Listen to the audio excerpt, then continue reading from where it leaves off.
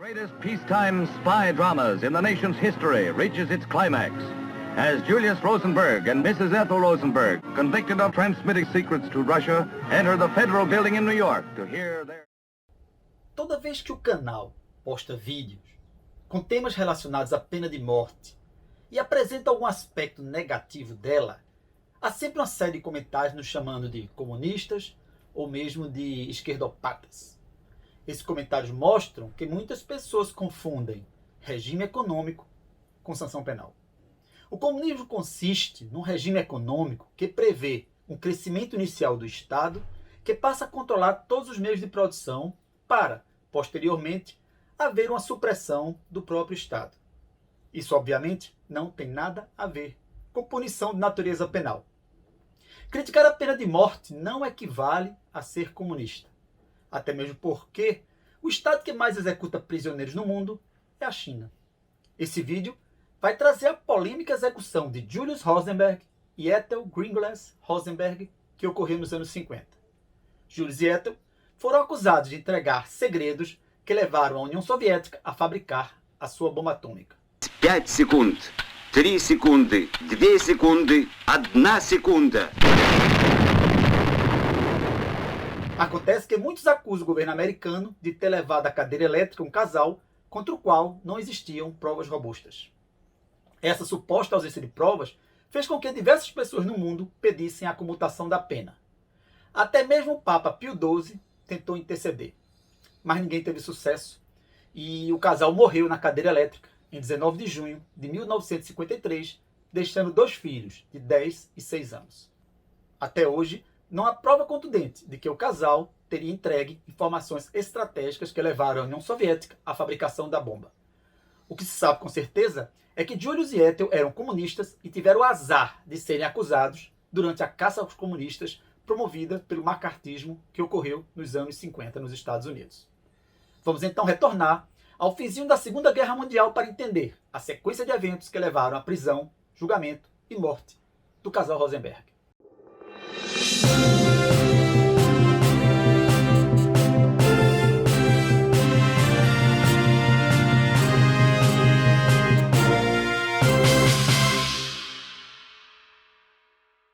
A União Soviética e os Estados Unidos eram aliados na Segunda Guerra Mundial, mas sempre mantiveram uma relação de desconfiança mútua. Daí porque, entre 1939 e 1946, os Estados Unidos, juntamente com o Reino Unido e com o Canadá, mas sem a União Soviética, trabalharam num projeto ultra-secreto conhecido como Manhattan. O programa tinha por objetivo desenvolver um armamento nuclear e colher informações sobre o projeto de energia nuclear da Alemanha nazista. O projeto Manhattan estava envolto num amplo esquema de segurança, mas, mesmo assim, espiões soviéticos conseguiram penetrar no programa e colher informações. O que não se sabe ao certo é se essas informações foram determinantes para o sucesso dos soviéticos na fabricação de sua arma nuclear. Em 16 de julho de 1945, os Estados Unidos realizaram o primeiro teste nuclear no Novo México. É conhecido como a experiência Trinity. O modelo detonado era muito semelhante ao que seria usado dias depois no Japão.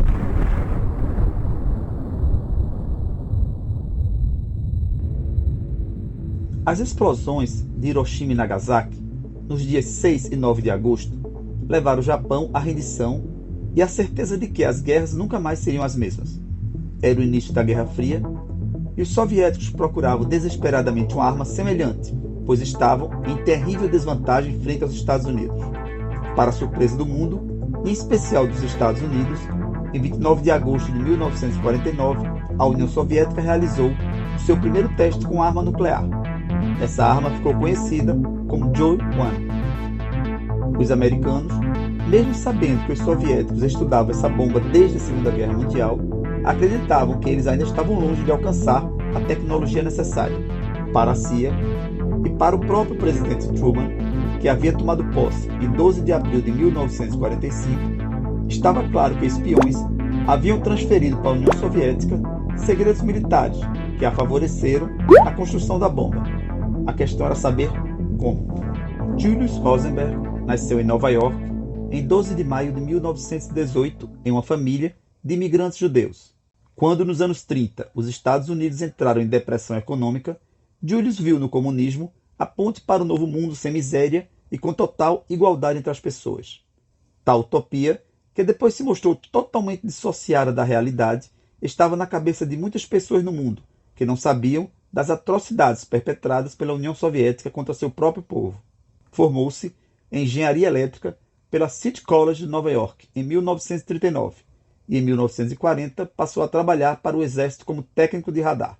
Ethel Greenglass nasceu em 28 de setembro de 1915, também em uma família de judeus de Nova York. Desejava ser atriz e cantora, mas acabou trabalhando numa companhia de navegação.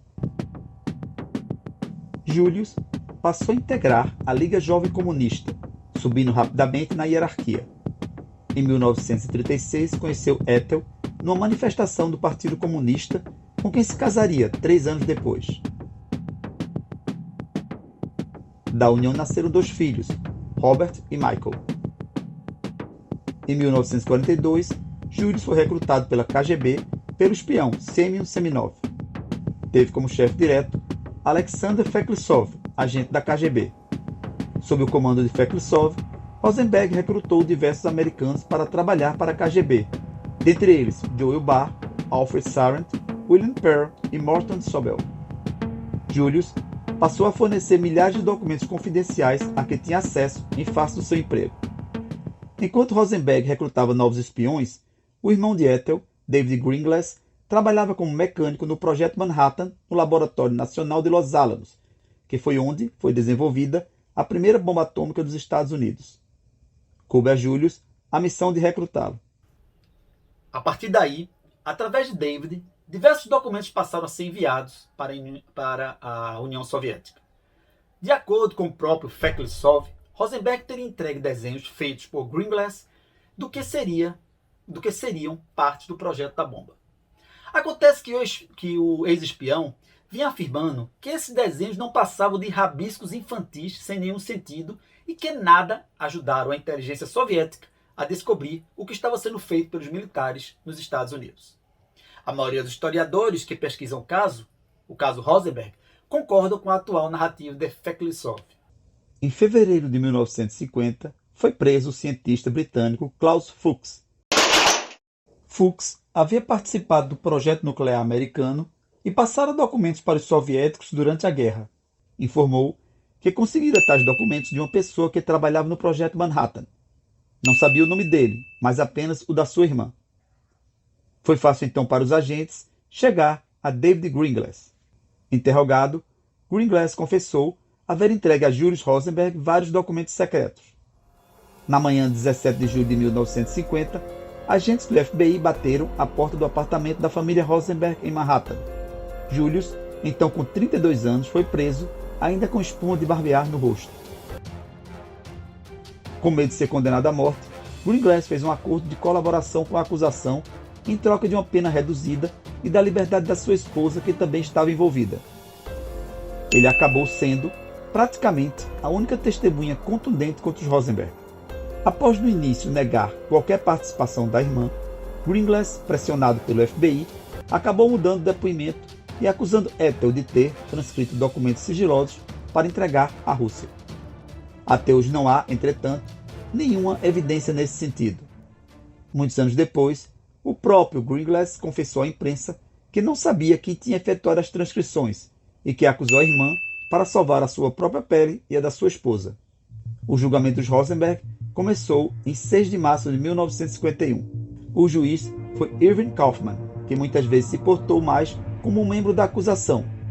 Ele impôs a pena de morte ao casal, afirmando que o que eles haviam cometido era pior do que assassinato. A principal testemunha de acusação foi David Greenglass. Durante o julgamento, ele afirmou que havia feito um rascunho contendo a seção transversal de uma bomba atômica e entregue a Julius. Essa seção, entretanto, de acordo com o ex-agente soviético Feklisov, era totalmente imprestável. Numa época de caça aos comunistas, prender e executar um casal francamente favorável ao regime soviético era um grande trunfo para o governo americano. Exceto o depoimento contraditório do irmão, não havia prova alguma de que Ethel teria efetivamente participado de uma conspiração para a entrega dos segredos. A certeza de que o casal teria ajudado a Rússia na fabricação da bomba não era, entretanto, condição necessária para condenar. Na verdade, havia o desejo de agradar a opinião pública, que já tinha feito seu julgamento com base em informações distorcidas e incompletas passadas pela imprensa. O governo americano queria também dar um exemplo para que o povo americano soubesse que quem colaborasse com o regime russo seria implacavelmente punido. Durante o julgamento, o casal não conseguiu atrair a simpatia dos jurados e a condenação ocorreu em 29 de março de 1951, sendo a sentença de morte proferida em 5 de abril do mesmo ano. Para se condenar alguém, é necessário primeiro provar que o agente praticou uma conduta consciente visando determinado resultado. Depois, cabe ao Estado ainda provar o nexo causal entre a conduta e o resultado pretendido. Em outras palavras, é necessário provar que a ação gerou o resultado. Se alguém quer um resultado, pratica uma ação dirigida a esse resultado. Mas se ao final esse resultado ocorre por uma outra causa, não é possível imputar-lhe o crime. No máximo, uma tentativa. Esse é o problema da condenação à morte de Julius. Ele efetivamente quis entregar os segredos da bomba. Só que o material ele era inútil. Então não houve nexo causal entre a ação de Julius e a fabricação da bomba. A condenação à morte pela entrega do material inútil me parece então totalmente desproporcional e injusta, principalmente quando se considera que ele, Julius e a esposa foram os únicos a quem foi imposta a pena capital. O caso de Ethel ainda é pior. Não se provou sequer a sua concorrência direta para a entrega dos documentos. Então, a sua condenação ocorreu simplesmente porque ela era casada com Julius. Um total absurdo jurídico. A bem da verdade, o processo do governo contra os Rosenberg nunca foi forte. Advogados importantes, como Alan Dershowitz, até hoje sustentam que o casal não podia ter sido condenado à morte com base nas fracas evidências e testemunhos apresentados no tribunal. Os Rosenberg perderam todos os recursos à sentença. O último, na Suprema Corte, por 6 votos a 3. A execução foi marcada originalmente para 18 de junho, mas acabou adiada porque, na véspera, o juiz L. William O. Douglas determinou a suspensão do cumprimento da pena. A Suprema Corte, entretanto, no meio do dia de 19 de junho, determinou que a pena fosse cumprida. A execução acabou sendo marcada para o mesmo dia, no começo da noite. O advogado Emanuel Hirschblock, então, numa tentativa desesperada, alegou que era o início do sabá e que não seria permitida a execução, mas o Estado conseguiu efetuar todo o procedimento antes do pôr do sol. Julius foi o primeiro que foi levado para a cadeira elétrica. Ele morreu após a primeira série de choques elétricos. Depois, Ethel foi levada à cadeira. Após a primeira sessão de choques, ela permaneceu viva. Foi aplicada a segunda. Ela não morreu. A terceira, ela ainda estava viva. Apenas na quarta sessão é que a esposa de Julius veio a falecer. Foram tantas descargas que o seu cabelo começou a soltar uma grande quantidade de fumaça.